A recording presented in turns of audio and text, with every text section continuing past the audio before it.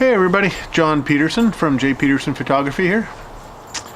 Well, coming to you from the great outdoors, actually sitting on the back porch this time, partly because this is towards the end of summer and, well, or the start of fall, whichever way you want to look at it.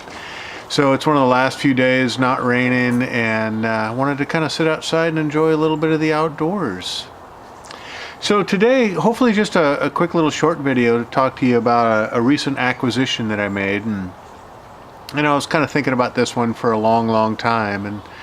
And some of you may know I'm a Fuji X shooter, and I've been a Fuji shooter for, I don't know, the last 4 or 5 years. Extremely happy with the system. Love all the X cameras, X1, X2, XE1, all that stuff. Love my Fuji cameras. You know, when the Fuji GFX first came out, the 50S, I really thought about that long and hard, and at the time I was thinking, well, you know, medium format could be good, could be fun. I'd love to try it. I'd love to see what these image files look like. But you know, it really came down to I thought it was designed for a lot of studio, a lot of portrait work, all that kind of stuff. And my X series cameras are treating me just wonderful. There's no need to invest in a whole nother system. You know, you got to buy the body, you got to buy new lenses, different batteries, all that stuff. You're really investing in a whole brand new system. At the time, I really didn't feel like I wanted to invest in a whole system, so I kind of put my gear acquisition syndrome aside and was really happy with my X cameras. But I tell you, over the last 3 months, I started thinking about the GFX again and wondering, again, would this camera benefit my work, my art, in any way, shape, or form, and should I look into it? And when I started hearing rumors that they were going to come out with the GFX-R, so the rangefinder version of this camera, I was thinking, well, you know, a lot of people might upgrade to the R version, and the used market prices may be starting to go down a little bit. So I started looking around and you know, eventually got kind of obsessed with the GFX. Lo and behold, ended up finding the perfect deal for me, and I ended up buying a brand new GFX, or not a brand new, sorry, a used GFX, and a 32 to 64 lens to go with it. Let me tell you, it's quite different in a way from, cut. So as I was waiting for this camera to show up, I was perusing the local classifieds and saw a GF 120 macro for sale at a price that was well below market value. Somebody was just trying to dump it and get some money back out of it. So I snapped that 120 up, which you'll see here, and waited for my GFX to show up. And it showed up just as advertised, beautiful, not a mark on it, just absolutely pristine condition for this camera. Charged up the battery, grabbed my lenses, and headed out about a week later and gave it a little test run. I wasn't really sure what to expect. You know, it kind of looks like a Fuji. It's got the same dials, got, you know, a flippy view screen in the back that I never used the flippy feature of. It's got the same D-pad on the back. You know, everything's pretty much the same. It's got the larger grip and the LCD on top like the XH1 has.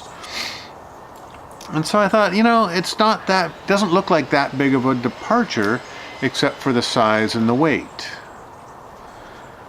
And you can see, just as an example, here's the brand new XT3 that just came out, along with my 90mm sitting on it, and you can see some of the size differences. It's kind of a big chunky camera compared to the really lightweight and nimble X series. Knowing that the XT3 was coming out, why did I spend the money as well for a GFX? Well, let me tell you, image quality. I went out and shot with this camera for the first time up in the Portland Japanese Gardens. I got home, I was shooting RAW and JPEG, tried out a bunch of the different film simulations because Fuji has done a phenomenal job with all of their film simulations. And I looked at these image files, the JPEGs that came straight out of the camera, and was absolutely blown away by the quality of these things. The color rendition, the saturation, the tonal qualities across the image were just magnificent. I use words like lush and buttery and things like that to describe the image quality that I'm seeing out of this camera. It's just absolutely amazing what you see and what this camera can capture. And it's not just the technical specifications of the camera, it's almost an undefined quality about the image.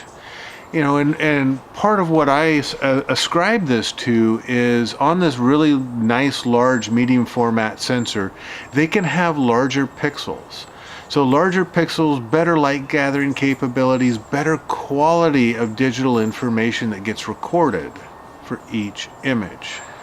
You can cram 50 megapixels on a full frame sensor. You can cram it on a APS-C sensor. It's pushing it a little bit, but as you go down into smaller form factors at that amount of pixels, the pixel density increases, and you're trying to cram more information into a smaller space, and typically that never just ends up well. Just imagine trying to stuff a U-Haul versus having the right type of shipping containers and moving things properly.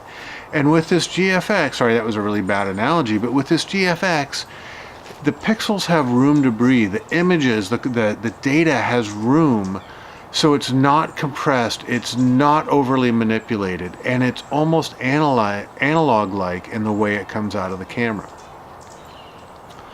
So end of the day, I bought into another system. I still love my X series cameras. As you can see, I just bought a new X-T3, but I love this GFX for landscape work. It is absolutely phenomenal.